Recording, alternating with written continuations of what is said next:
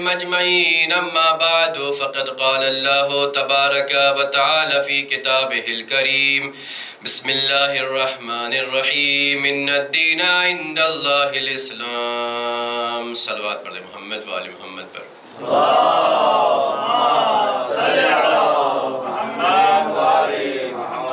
عزیزان محترم، کل کی گفتگو ہماری کون سی جنگ پر پہنچی تھی؟ جنگ خندق۔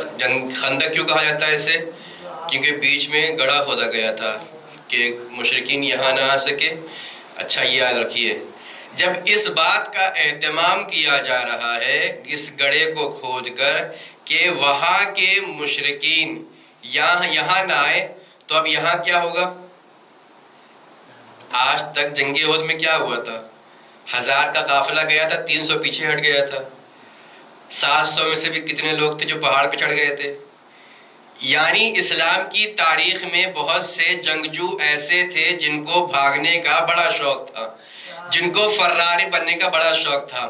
رسول نے اس خندق کو کھود کر اور پیچھے پہاڑ رکھ کر فراروں کے مزاجوں کو بدلنے کی کوشش کی ہے کہ تم اس جنگ میں بھاگنا بھی چاہو تو بھاگ نہیں پاؤ گے۔ صلوات پڑھ دے محمد و آل محمد پر۔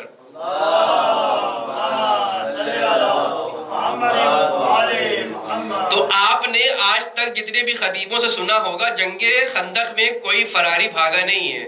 کیوں نہیں بھاگا ہے؟ جب راستہ ہی نہیں ہے تو بھاگے گا کہاں؟ پیچھے گھر ہے، گھر میں جائیں گے تو عورتیں چیخیں چلائیں گی، گھر کیوں بھائی کہاں سے آ گئے؟ ابھی تو جنگ ہوئی بھی نہیں۔ تو راستہ بند کر دیا گیا۔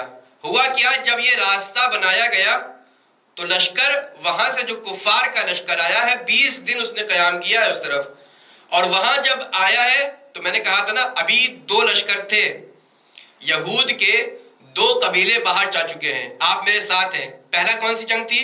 جنگ قینوقا۔ قینوقا والے باہر چلے گئے۔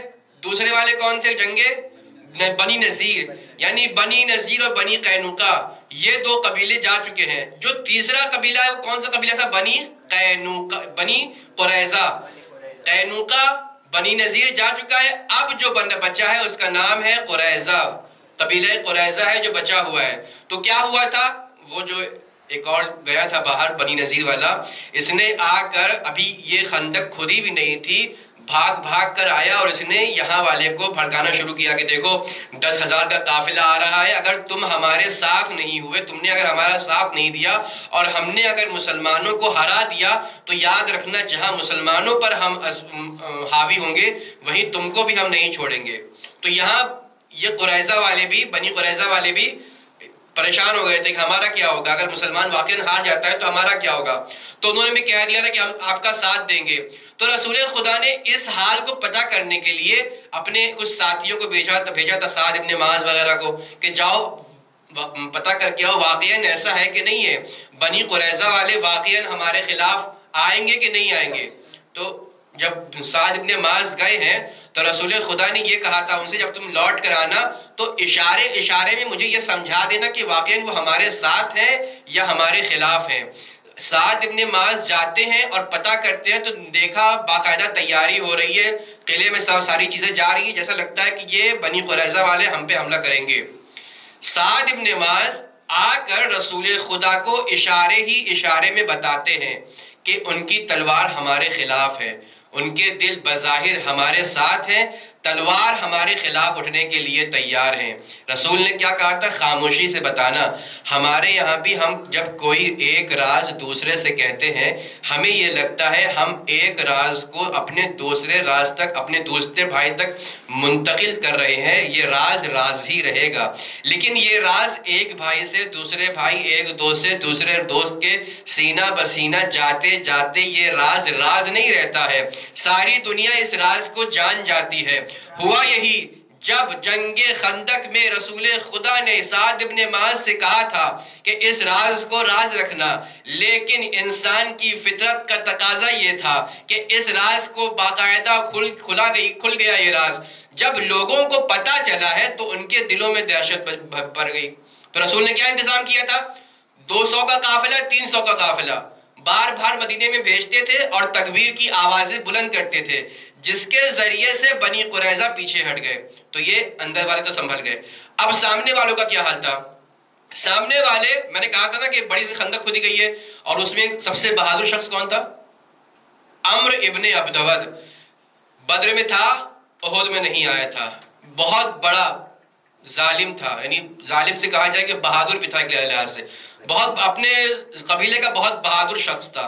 اس کو دیکھ کے ہی لوگ کانپتے تھے. اس کی شخصیت ایسی تھی، اس کی چال ڈھال، اس کی کاٹھی کہا جائے ایسی تھی. باقاعدہ عرب میں مشہور تھا. عمرو بن عبدود کا نام سنتے ہی لوگ کانپتے تھے. تو وہ ہر شام جتنے بھی دن بھی وہاں پہ وہ لوگ رہے، جب تک اس کی کوشش چلتی رہی. بہادر شخص جو ہوتا ہے نا، بنا لڑے مانتا نہیں ہے. خندق کے قریب آتا تھا، روز یہ دیکھتا تھا کہ کہاں پر کوئی چوڑائی کم مل جائے. اسے ایک دن ایک رات ایک جگہ ایسی ملی کہ جہاں سے وہ اس راستے کو کراس کر سکتا تھا. رات گزری، اس نے صبح کا انتظار کیا. جیسے ہی صبح کی روشنی نمودار ہوئی ہے، یہ عمرو بن عبدود اپنے ساتھ 6 لڑاکوں کو لے کر، 6 بہادر لڑاکے اس کے ساتھ ہیں. یہ اپنا اکیلے اور اس کے ساتھ اور 6 لوگ ہیں. اکرمہ ابن ابی جہل ہے اور نوفل کر کے ایک شخص ہے، اور 6 لوگ ہیں. یعنی پورے ملا کے 6-7 لوگ تھے. یہ انہوں نے کوشش کی، اپنے گھوڑے کو گھماتے رہے. جب گھوڑا تیار ہو گیا، اسے ایسے ایڑی دیا کہ وہ وہاں سے پھاند کر اس طرف آ گئے، مسلمان کی طرف آ گئے. اب سارے کفار والوں کی امیدیں ان 7 لوگوں پر ہے، اور ان 7 لوگوں میں سے 6 لوگوں کی امید اس عمرو بن عبدود پہ ہے. یہاں پر جب عمرو عبدود پہنچا ہے اور اس کی جان و جلالت کو دیکھ کر مسلمانوں نے اپنی ہمت ہار دی. اب تک جو مسلمان باقاعدہ خندق کے قریب گھوم رہے تھے، اب وہ اپنے خیموں میں دکھ رہے ہیں. اور اس نے چلانا شروع کیا کہ کون ہے مسلمانوں میں سے جو میرا مقابلہ کرے. اس نے جسارت یہ کی کہ ایک تیر رسول خدا کی طرف اس نے پھینکا، ان کے خیمے کی طرف. جب رسول خدا کی طرف، خیمے کی طرف اس نے یہ تیر پھینکا ہے، تو ایک مرتبہ رسول خدا فرماتے ہیں، من لہذل کلب، کون ہے جو اس کتے کا خاتمہ کرے. میں منبر سے یہ الفاظ استعمال نہیں کرتا، لیکن رسول کے الفاظ ہیں، من لہذل کلب، کون ہے جو اس کا کام تمام کرے. کون سا گھر تھا؟ کون سے گھر کے اوپر اس عمرو ابن عبدود نے تیر چلایا تھا؟ ایک یہ ٹینٹ کیا تھا؟ ایک ٹیمپرری گھر تو تھا.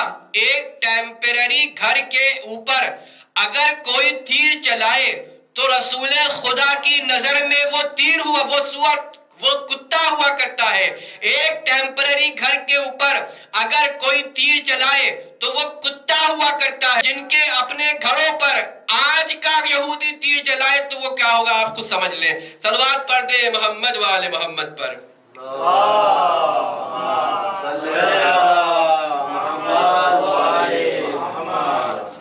تو یہ آیا اور اس نے مبارزہ طلب کی، کون ہے جو میرے سامنے آئے. بار بار وہ چیختے چیختے تھک گیا، لیکن مسلمان ہے کہ ڈرا ہوا ہے. کون جائے اتنے بہادر کے سامنے؟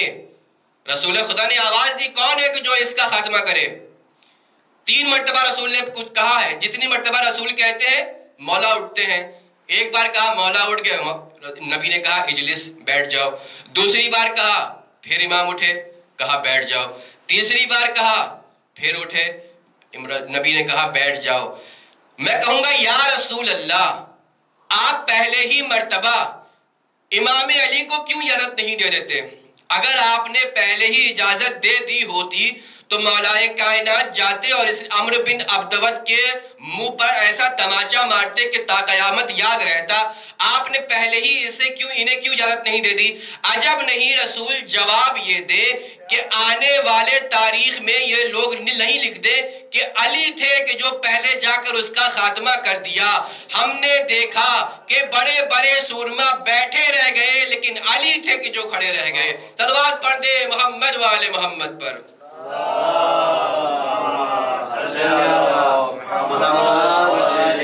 تو جب کسی کے اندر جرأت نہیں ہوئی اٹھنے کی اس عمرو بن عبدود کے خلاف، تو مولا کائنات جب بار بار اٹھ رہے ہیں تو اب نبی نے اجازت دی. نبی علی کو لے کر اپنے خیمے میں آئے، خیمے میں بلایا، اپنی عبا پہنائی، اپنی قبا پہنائی، اپنا امامہ دیا، اپنی تلوار دی. सब मुनज़्ज़म करने के बाद, तैयार करने के बाद जब मौला खैमे से निकल रहे हैं तो रसूल खुदा एक मर्तबा आसमान की तरफ देखते हैं, कहते हैं या अल्लाह, जंगे बद्र में तूने मुझसे उबैदा को ले लिया, जंगे उहद में तूने मुझसे हमजा को ले लिए, आज मेरा एक ही हामियो नासिर है, तेरी जात के बाद जो इस दुनिया में मेरा सबसे बड़ा मददगार है उसका नाम अली इब्ने अबी तालिब है। सलवात पढ़ दे मोहम्मद वाले मोहम्मद पर।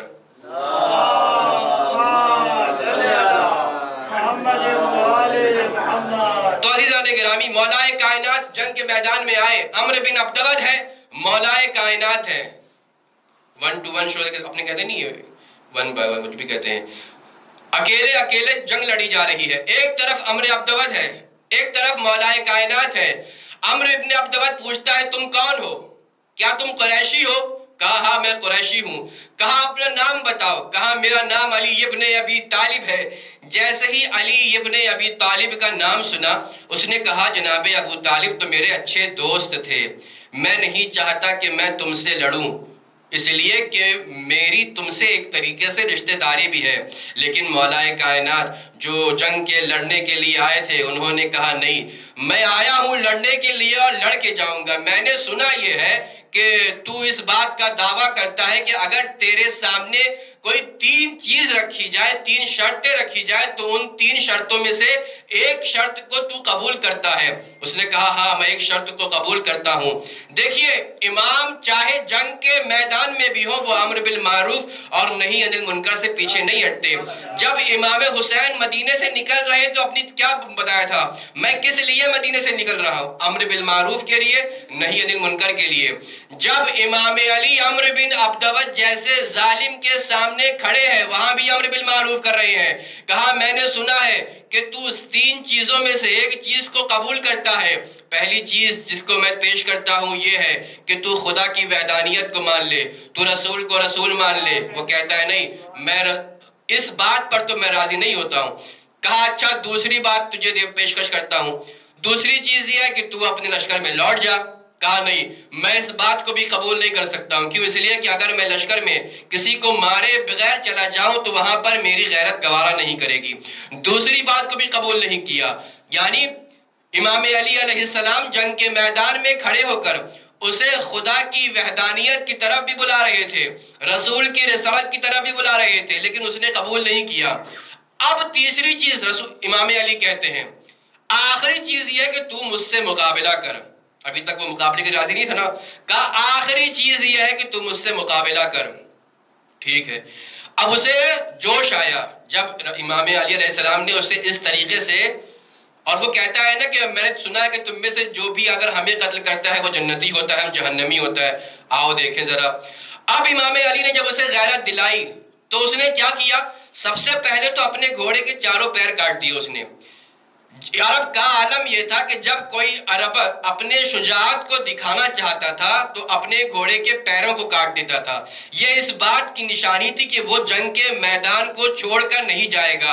और इमाम अली का क्या आलम है, इमाम अली जब जंग के मैदान में उतरे हैं तो बिना घोड़े के आ रहे हैं। इमाम अली सिर्फ इस मैदान में नहीं है कि इमाम अली घोड़े के बिना इस मैदान में आ रहे हैं, नहीं, इमाम अली जब भी किसी जंग में आते हैं बिना घोड़े के आते हैं।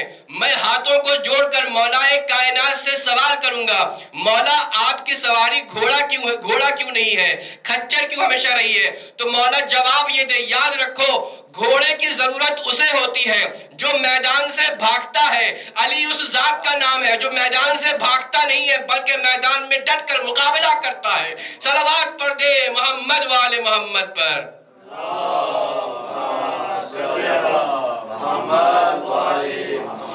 तो मौलाए कायनात है और अम्र बिन अब्दवद है। लड़ाई शुरू हुई। याद रखिए आज तक इमाम अली की सीरत यह रही है कि हमेशा दुश्मन का एक ही वार से मुकाबला किया है। एक हमला करते थे दुश्मन ज़ेर हो जाया करता था, लेकिन आज इमाम अली ने 2 हमला किया है। پہلا حملہ اس کے پیروں پر کیا ہے. یعنی امام بتلانا چاہتے ہیں کہ اگر کوئی اپنے گھوڑے پر، اپنے جانور پر بھی ظلم کرتا ہے تو امام علی علیہ السلام اس کا بھی حساب لیتے ہیں. پہلے اس کے گھوڑے کا انتقام لیا اور دوسرا ضرب لگایا ہے عمرو بن عبدود کو، اور وہ اس دنیا سے چلا گیا. عزیزان گرامی، یہ عمرو بن عبدود جب مقابلہ کر رہا تھا اور امام علی اس کے سینے پر سوار تھے تو ایک مرتبہ وہ جسارت کرتا ہے، تھوکتا ہے. مولا کائنات تھوڑے دیر کے لیے اس کے سینے سے اتر جاتے ہیں. لوگ جو دور سے صحابی اس منظر کو دیکھ رہے تھے انہوں نے رسول خدا سے کہا دیکھیے جنگ کا ایسا عالم ہے اور مولا ٹہل رہے ہیں. کہا اس میں بھی کوئی حکمت ہوگی. جب اسے عمرو بن عبدود کو قتل کر کر مولا کائنات خیمے میں واپس آئے ہیں اور رسول خدا نے سوال کیا ہے اے علی تم نے اسے اس وقت قتل کیوں نہیں کیا؟ تو علی نے کیا جواب دیا؟ اس نے میرے حق میں جسارت کی تھی، مجھے غصہ آ گیا تھا، میں نہیں چاہتا تھا کہ میں غصے کے عالم میں اسے اپنے لیے قتل کروں. میری یہ جنگ آپ کی رضا سے خدا کے لیے تھی اور میں چاہتا یہ تھا کہ میں اسے قتل کروں تو آپ کی رضا کے لیے، قتل کروں تو خدا کی رضا کے لیے. صلوات پڑھ دے محمد و آل محمد پر.